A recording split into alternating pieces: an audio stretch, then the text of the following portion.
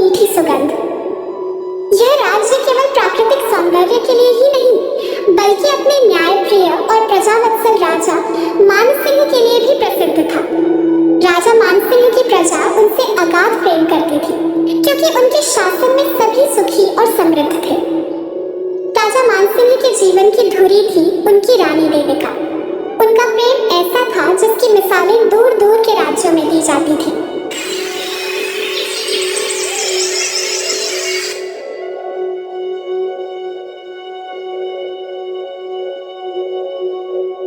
रानी कहाँ है? क्या संदेश है? महाराज, रानी साहिबा अपनी सखियों से मिलने गई हैं। वह शीघ्र ही लौट रही होंगी, आप चिंता न करें। जाओ, उन्हें मेरा संदेश दो कि उनका राजा उनकी प्रतीक्षा कर रहा है। उनसे कहो कि वह जल्द लौटे। इसी प्रेम और खुशहाली के वातावरण में धीरे धीरे समय अपनी गति से चलता रहा। एक दिन राजवैद्य ने महल में यह शुभ समाचार सुनाया। महाराज, शुभ घड़ी आ गई है। रानी देविका गर्भवती है। यह समाचार पूरे राज्य के लिए हर्षोल्लास लेकर आया है। अद्भुत! यह समाचार तो मेरे जीवन का सबसे बड़ा सुख है। तत्काल घोषणा करो, दरिद्रों के लिए भंडारे खुलवा दिए जाएं और स्वर्ण मुद्राएं लुटाओ। यह 9 महीने रानी की सेवा में समर्पित होंगे। दासी, सुनिश्चित करना कि रानी को किसी प्रकार का कष्ट न हो। 9 महीने उन्होंने रानी देविका की सेवा में समर्पित कर दी। उनकी छोटी छोटी इच्छाओं को पूरा किया। राजा और रानी दोनों ने मिलकर आने वाली संतान के लिए सैकड़ों सुंदर सपने बुने। स्वामी, मुझे ऐसा लगता है कि हमारी संतान हमारे प्रेम को एक नया रूप देगी। मैं कितनी सौभाग्यशाली हूँ कि मुझे आपका इतना गहरा प्रेम मिला। देविका, तुम केवल मेरी रानी नहीं, तुम मेरा जीवन हो। मैं बस यही चाहता हूँ कि तुम और हमारी संतान दोनों सुरक्षित रहें। हमारी यह छोटी सी दुनिया अब पूर्ण होने वाली है। अंततः वह शुभ घड़ी आई। पूरे महल में मंगल गीत गाए गए और रानी देविका ने एक अत्यंत सुंदर पुत्री को जन्म दिया। नवजात कन्या का मुखमंडल चंद्रमा के समान तेजोमय था, पर विधाता को कुछ और ही मंजूर था। पुत्री को जन्म देने के कुछ क्षणों बाद ही रानी देविका का स्वास्थ्य अचानक बिगड़ा। महल में खुशी की लहर गहरे शोक और रुदन में बदल गई।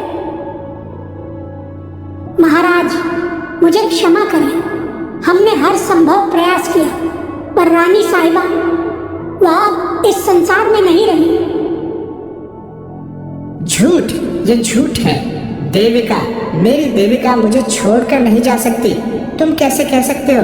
वह अभी अभी तो माँ बनी है। मेरी दुनिया उजड़ गई। मैं इसके बिना कैसे रहूंगा? राजा मानसिंह का दुख इतना गहरा था कि वह विवेक और संतुलन खो बैठे। उनका प्रेम तीव्र शोक और अपराध बोध में बदल गया। उनके मस्तिष्क ने इस असहनीय पीड़ा का कारण ढूंढना शुरू किया और उनका ध्यान उस नवजात कन्या पर गया। यह इसी के कारण मेरी देविका आज मुझसे दूर हुई है। यह मासूम नहीं, ये मेरी प्रियतमा की हत्यारिण है। इसने मेरी खुशियों को ले लिया है। मैं इसका मुख नहीं देखूंगा। वह नवजात, जो अब भी संसार में ठीक से आंखें भी नहीं खोल पाई थी, राजा के क्रोध और घृणा का केंद्र बन गए। उनका महल अब उन्हें एक वीरान कारागार जैसा लगने लगा था। एक दिन उन्होंने अपनी सबसे विश्वसनीय धाय माँ और दासी कलावती को बुलाया। कलावती, मैंने तुम्हें बुलाया है क्योंकि तुम सबसे विश्वसनीय हो। इसे मार दो। मैं इस अपशकुनी का मुंह नहीं देखना चाहता। इसी की वजह से मेरी रानी मुझसे दूर हुई है। एक पल भी यह मेरी आंखों के सामने न रहे। इसे मेरे राज्य से, मेरे महल से, मेरे जीवन से हटा दो। राजा मानसिंह के ये कठोर शब्द सुनकर दासी कलावती का हृदय करुणा से भर गया। वह नवजात कन्या फूलों से भी कोमल थी। महाराज, हे राजन, शांत हो जाइए। आप इतना बड़ा अधर्म मत कीजिए। यह बच्ची मासूम है, इसका क्या दोष?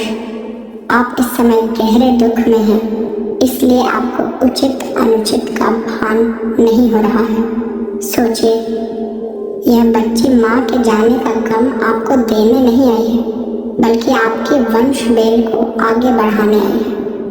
अगर आप इसे मार देंगे तो आपके सिर पर एक अबोध की हत्या का पाप लगेगा, जिससे आपकी आत्मा कभी शांत नहीं होगी। रानी देविका की आत्मा भी यह देखकर प्रसन्न नहीं होगी। महाराज, मैं इसे मार नहीं सकती, मुझे आज्ञा दीजिए।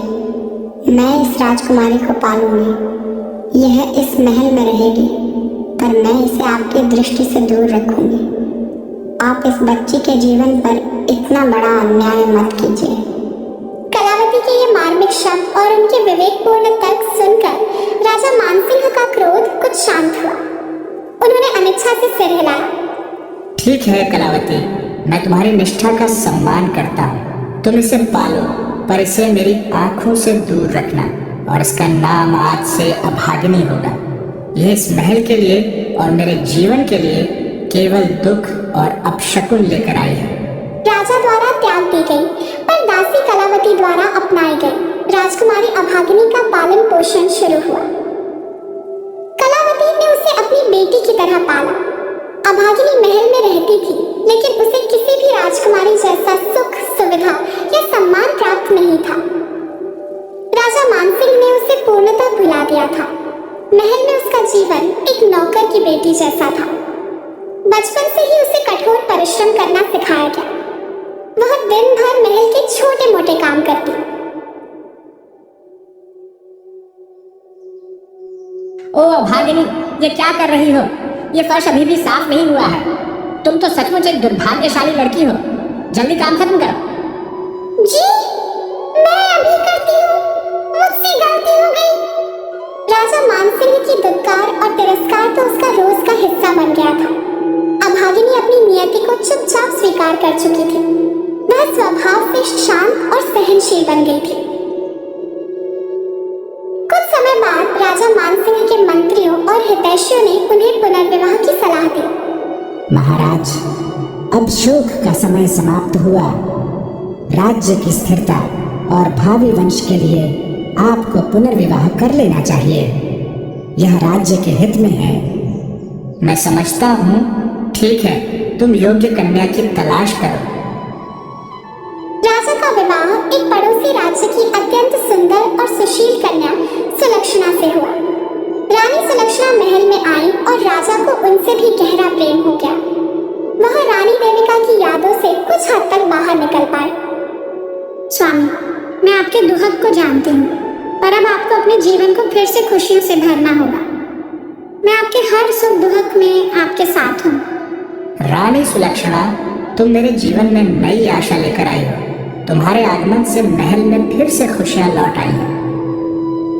समय अपनी गति से चलता रहा और रानी सुलक्षणा ने भी एक कन्या को जन्म दिया। इस बार राजा की खुशी का कोई ठिकाना नहीं रहा, क्योंकि संतान के जन्म के बाद उसकी मां सही सलामत थी। राजा ने अपनी इस दूसरी पुत्री को सौभाग्य का प्रतीक माना। यह सचमुच मेरे लिए सौभाग्य लेकर आई। इस बार कोई अपशकुन नहीं हुआ। मेरी इस प्यारी बेटी का नाम आज से सौभाग्य होगा।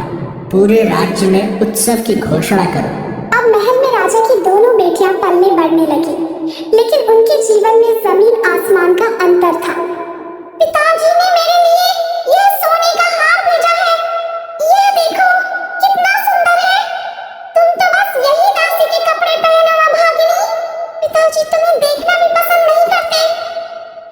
सुभागी एक राजा की प्यारी बेटी थी जो लाड प्यार में पली।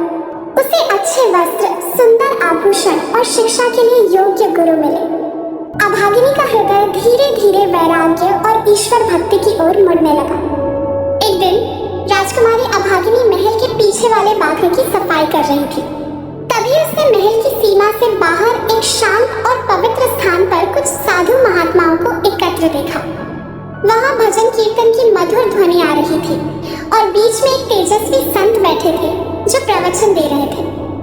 वह संत और कोई नहीं बल्कि महान संत कबीर साहिब जी थे। अभागिनी के हृदय में अद्भुत शांति जागी। वह तुरंत अपना काम छोड़कर चोरी छिपे उस सभा में चली गई और एक कोने में बैठकर कबीर के भजन कीर्तन और प्रवचन सुनने लगी। कबीर साहिब अपने दोहों और वचनों के माध्यम से संसार की नश्वरता, ईश्वर की एकता और कर्म की महत्ता का उपदेश दे रहे थे। अभागिनी ने अपने जीवन में पहली बार इतनी शांति और संतोष महसूस किया। यह कैसा अद्भुत ज्ञान है। यह संसार का सुख दुख सब क्षण भंगुर है। असली धन तो आंतरिक शांति और सत्कर्मों में निहित है। अब तो यह उसका नित्य कर्म बन गया। वह रोज एक काम से समय निकालकर उस मठ के पास जाती। इन प्रवचनों ने उसके हृदय को धीरे धीरे ज्ञानी, शांत और स्थिर बना दिया। एक बार राजा के अनुभवी मंत्रियों ने सभा में अभागिनी के विवाह की बात छेड़ी। महाराज, आपकी ज्येष्ठ पुत्री अभागिनी अब विवाह योग्य हो गई है। राजकुल की परंपरा है, हमें उसके विवाह के लिए सुयोग्य वर ढूंढना चाहिए। ठीक है, मैं इस बारे में रानी सुलक्षणा से बात करता हूँ। महाराज, अगर आप अभागिनी के लिए लड़का देखें तो अंधा, लंगड़ा या लूल्हा ही देखना। ये तो जन्म से ही अपशकुनी है। इसके कारण हमारी प्रिय रानी देविका हमें छोड़कर चली गई। ये जहाँ भी जाएगी अपने साथ दुर्भाग्य लेकर जाएगी। क्या जरूरत है कि हम इसके लिए कोई अच्छा घर ढूंढें? इसे अच्छे घर में भेजेंगे तो वहाँ भी ये सब बर्बाद कर देगी। इससे अच्छा है कि पहले से ही इसकी शादी किसी अंधे, लंगड़े, लूले या अति निर्धन व्यक्ति से कर दें। ये जैसी है इसे वैसा ही वर मिलना चाहिए। हाँ, तुम ठीक कहती हो। यदि अभागिनी किसी धनी या राजकुमार से विवाह करेगी तो वह उस राज्य पर भी दुर्भाग्य का साया डालेगी। यह निर्णय बिल्कुल उचित है। जाइए, अभागिनी के लिए एक अति गरीब, असहाय और संभव हो तो शारीरिक रूप से अक्षम लड़का ढूंढकर लाइए। उसी से अभागिनी का विवाह होगा। हमें उसके लिए किसी अच्छे घर की तलाश नहीं है। राज पंडित, जो राजा के इस निर्णय से हैरान और दुखी थे, फिर भी राजा की आज्ञा का पालन करने के लिए निकल पड़े। चलते चलते एक छोटे से नगर के बाहर पंडित को एक अति दरिद्र भिखारिन दिखाई दी। उस भिखारिन का बेटा, जिसका नाम दयालु था, जन्म से अंधा था। वह दोनों भीख मांगकर अपना जीवन यापन करते थे। पंडित को लगा कि यह रिश्ता राजा की इच्छा के अनुसार सबसे अच्छा रहेगा। माई, क्या तुम अपने पुत्र का विवाह करना चाहोगी? मैं तुम्हारे लिए बहुत ही अच्छा रिश्ता लेकर आया हूँ। पंडित जी, आप कैसी बात कर रहे हैं? यह तो अंधा है, इसे कौन अपनी बेटी देगा? हम तो अपना पेट भी मुश्किल से भर पाते हैं। विवाह का खर्च कहाँ से लाएंगे? सुनो, तुम्हारे पुत्र के लिए कोई साधारण रिश्ता नहीं आया है। तुम्हारे पुत्र के लिए राजा मानसिंह की बेटी का रिश्ता आया है। अगर यह विवाह हो गया तो तुम्हारे दिन फिर जाएंगे। तुम गरीबी से बाहर निकल आओगे। राजा की बेटी? हाँ, मैं तुरंत अपने पुत्र दयालु का विवाह करने के लिए हाँ कहती हूँ। राजा मानसिंह ने बिना किसी धूमधाम या राजसी संस्कार के अपनी बड़ी पुत्री अभागिनी का विवाह उस अंधे और गरीब लड़के दयालु से कर दिया। राजा ने उसे दहेज में एक भी सिक्का, एक भी आभूषण या किसी प्रकार का वस्त्र नहीं दिया। यह विवाह राजा के लिए केवल अभागिनी से छुटकारा पाने का एक साधन था। इसके कुछ ही दिनों बाद राजा ने अपनी छोटी बेटी सुभागी का विवाह एक धनवान, सुंदर और प्रतापी राजकुमार से बड़ी धूमधाम से किया और लाखों का दहेज दिया। दोनों बेटियां अपनी अपनी ससुराल चली गईं, पर उनके भाग्य की रेखाएं पूरी तरह से विपरीत थी। जब अभागिनी अपने ससुराल पहुंची तो वह एक छोटे से नगर के जीर्ण शीर्ण झोपड़े को देखकर हैरान रह गई। वहां चारों ओर गरीबी थी। घर में न तो खाने के लिए पर्याप्त अन्न था, न रहने का कोई उचित प्रबंध। उसके पति दयालु और सास दोनों भीख मांगकर अपना जीवन यापन करते। इस नई परिस्थिति को भी अपने कर्म के रूप में स्वीकार कर लिया। सासू माँ, घर में खाने को कुछ नहीं है। मेरी माँ दासी कलावती ने मुझे विदाई के समय कुछ सूखे चावल दिए थे। मैं इन्हीं ही आज पका लेती हूँ। आप इसकी चिंता न करें। ठीक है बेटी, अब जो है उसी से काम चलाओ। अभागिनी ने वह थोड़े से चावल पकाए। उसने अपनी सास और अपने पति पति दयालु को भरपेट खिला दिया, पर अपने लिए कुछ नहीं छोड़ा और वह खुद भूखे पेट ही सो गई। उसका शांत हृदय और निस्वार्थ प्रेम उसके भीतर के ज्ञान का प्रमाण था। अगले दिन उसका पति और सास दोनों भीख मांगने के लिए निकल पड़े। अभागिनी ने घर की सफाई की और दोपहर तक उनका इंतजार करती रही। माँ जी, आप लोग भीख मांगकर जो कुछ लाते हैं वह हमारे गुजारे के लिए पर्याप्त नहीं है। इस तरह तो हम एक दिन भूखे ही मर जाएंगे। आप यदि आज्ञा दें तो मैं भी कुछ काम कर लूंगी। मैं घर को गरीबी से बाहर निकालना चाहती हूँ। बहू, तुम तो एक राजकुमारी हो, तुम यह कठोर काम कैसे कर पाओगी? तुमने तो कभी कष्ट नहीं झेला होगा। हाँ, मुश्किल तो होगी, पर मैं कर लूंगी। वैसे भी मुझे अपने पिता के महल में काम करने की आदत है। मेरा जीवन कभी भी राजकुमारी जैसा नहीं रहा। अगर आप लोग गरीबी में जी रहे हैं तो मैं भी उस गरीबी में अपने कर्म से नया जीवन भर दूंगी। बहू, तुम इतनी गुणवान हो, इतनी रूपवान हो, इतनी विनम्र और सहज हो। मुझे यह समझ में नहीं आ रहा कि तुम्हारे पिता ने तुम्हारा विवाह मेरे जैसे गरीब और एक अंधे लड़के के साथ कैसे कर दिया। वह तो सचमुच एक क्रूर इंसान है। अभागिनी ने अगले दिन बाजार से अपने बचे हुए पैसों से केवल एक टोकरी ककड़ी खरीदकर बेचने चली गई। उसने ककड़ी को बहुत सलीके से सजाया और एक शांत स्थान जो कि कबीर मठ के ठीक सामने था, वहां बैठकर ककड़ी बेचने लगी। उसकी मधुर वाणी और शांत स्वभाव के कारण धीरे धीरे उसकी सारी ककड़ी बिक गई। सिर्फ 2 ककड़ी रह गई। तभी उस मठ में बैठे संत कबीर साहिब जी को अपनी इस निष्ठावान शिष्या की परीक्षा लेने की इच्छा हुई। वह जानना चाहते थे कि कठिन परिस्थितियों में भी अभागिनी का हृदय कितना शुद्ध और निस्वार्थ है। पुत्री, मुझे बहुत भूख लगी है। मेरी यात्रा बहुत लंबी रही है। क्या तुम यह बची हुई 2 ककड़ी मुझे दे सकती हो? लेकिन मेरे पास तुम्हें देने के लिए पैसे नहीं हैं। हे महात्मा, आप तो मेरे पिता समान हैं, मेरे गुरु समान हैं। अगर आपको भूख लगी है तो आप यह ककड़ी सहर्ष खा सकते हैं। मुझे पैसे नहीं चाहिए। मेरे पिता तो मुझसे नफरत करते हैं और मुझे देखना भी पसंद नहीं करते। और मेरी माँ कलावती को छोड़कर मेरे पति अंधे हैं और मेरी सास भीख मांगती है। मेरे पास इस संसार का सब कुछ है, बस एक पिता के प्यार की ही कमी थी। तो आप ही मेरे गुरु हो, आप ही मेरे पिता हो। आप प्यार से इस ककड़ी को खाइए और अपना आशीर्वाद दीजिए। खाने के बाद वह अपने रूप में वापस आ गए और उन्होंने अभागिनी से कहा, बेटी, तुम अपनी सास और पति को दीक्षा दिलाओ और परमात्मा की भक्ति करो। इस संसार के भौतिक सुखों में कुछ नहीं रखा है।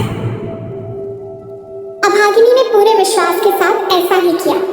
उसने अपने पति और सास को कबीर साहिब जी से दीक्षा दिलाया और तीनों भक्ति करते रहे। कुछ दिनों बाद संत कबीर साहिब की अद्भुत चमत्कार हुआ।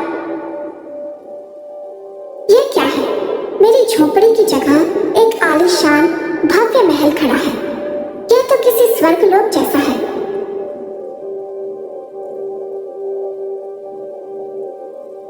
बेटी, यह सब क्या है? क्या हम स्वप्न देख रहे हैं? माँ जी, यह और कोई नहीं, यह गुरु जी की कृपा है। वह पूर्ण परमात्मा है। मैं उन्हें पहचान नहीं सकी थी।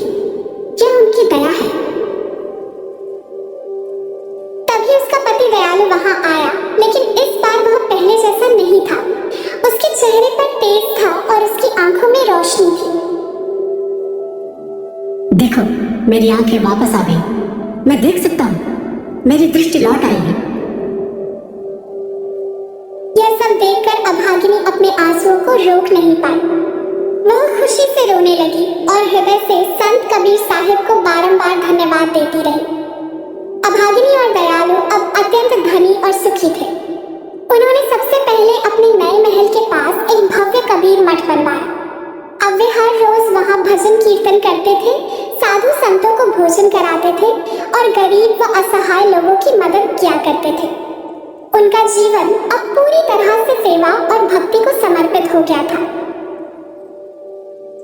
इधर अभागिनी के पिता राजा मानसिंह अपने राज्य में धीरे धीरे गरीब और कमजोर होते जा रहे थे। रानी सुलक्षणा के अपशकुन, राजा के अहंकार और अभागिनी के प्रति किए गए अन्याय के कारण उनके राज्य से समृद्धि दूर होती जा रही थी। उन्हें राजकाज में लगातार घाटा हो रहा था और उनके कोष खाली होते जा रहे थे। जब राजा को गुप्तचरों से पता चला कि उनकी त्यागी हुई बेटी अभागिनी तो अब धनवान हो गई है और एक रानी की तरह एक आलीशान महल में रह रही है, तो उन्हें अपनी भयंकर गलती का एहसास हुआ। ओह, मैं कितना मूर्ख था। मेरी यह बेटी तो सौभाग्यशाली थी। मैंने ही अपने शोक और क्रोध में उसे अभागिनी समझ लिया और उसका विवाह एक अंधे भिखारी से कर दिया। मैंने अपनी ही पुत्री के साथ कितना अन्याय किया। इसी बीच अभागिनी के पति दयालु, जो आप देख सकते थे, ने अभागिनी से कहा, प्रिय, हमने कबीर मठ बनवाया है तो हमें अपने ससुराल को निमंत्रण देने जाना चाहिए। राजा मानसिंह को हमें आदर से बुलाना चाहिए। बेटा, तुम कौन हो? किस राज्य से आए हो? महाराज, मैं वही अंधा और गरीब हूँ जिसके साथ आपने अपनी ज्येष्ठ पुत्री अभागिनी का विवाह किया था। राजा को अपने दामाद को इस शाही रूप में देखकर बहुत शर्मिंदगी महसूस हुई। उनकी आंखें झुक गईं। उन्होंने तुरंत दयालु से क्षमा मांगी। मुझे क्षमा कर दो दामाद, मैंने अपनी बेटी के साथ बहुत बड़ा अन्याय किया। मेरी बेटी बहुत भाग्यवान है। इधर अभागिनी की छोटी बहन सुभागी अपने पति के घर जाकर बहुत गरीब हो गई थी। उसके पति का धन धान्य नष्ट हो गया था। उसकी सास उसे ताने मारती थी। इन सब से परेशान होकर वह अपने पिता के घर वापस आ गई। पिताजी, मेरे घर में सब बर्बाद हो गया। मेरी सास मुझे कहती है कि तुम्हारे आने से सब बर्बाद हो गया। मैं क्या करूं? मेरा जीवन दुख से भर गया है। बहन सुभागी, तुम मेरी बात ध्यान से सुनो। जीवन में कोई भी व्यक्ति जन्म से अभागिनी नहीं होता और कोई जन्म से सौभाग्यशाली नहीं होता। यह सब हमारे कर्मों और भाव पर निर्भर करता है। तुम भी संत कबीर साहिब की शरण में चलो, उनके भजन सुनो, दान दक्षिणा दो, गरीबों की मदद करो। तुम यह सब सच्चे हृदय से करोगी तो अवश्य ही तुम पर भी कबीर साहिब की कृपा होगी। देखो, आज तुम्हारे पास जो कष्ट आया है वह तुम्हारे भीतर के अहंकार और तिरस्कार के भाव के कारण आया है। मैंने भी बहुत कष्ट सहा, पर मैंने सेवा और निस्वार्थता को अपनाया। अगर तुम्हारा कर्म अच्छा रहेगा, तुम्हारी भावना शुद्ध रहेगी, तो तुम्हारे घर में सुख और समृद्धि का वास होगा। तुम ईर्ष्या और द्वेष को छोड़कर संतोष और सेवा को अपनाओ। अपनी बड़ी बेटी की यह गहन शिक्षा राजा मानसिंह को भी एक बहुत बड़ी सीख मिली। उन्होंने भी अपने दामाद दयालु और बेटी अभागिनी से कबीर भक्ति के मार्ग को अपनाया। फिर सुभागी ने भी अपनी बहन की बात पर ध्यान दिया और संत कबीर के वचनों का पालन करना शुरू कर दिया। धीरे धीरे वह भी पुनः धनवान हो गई और उसके घर में खुशहाली वापस लौट आई। संत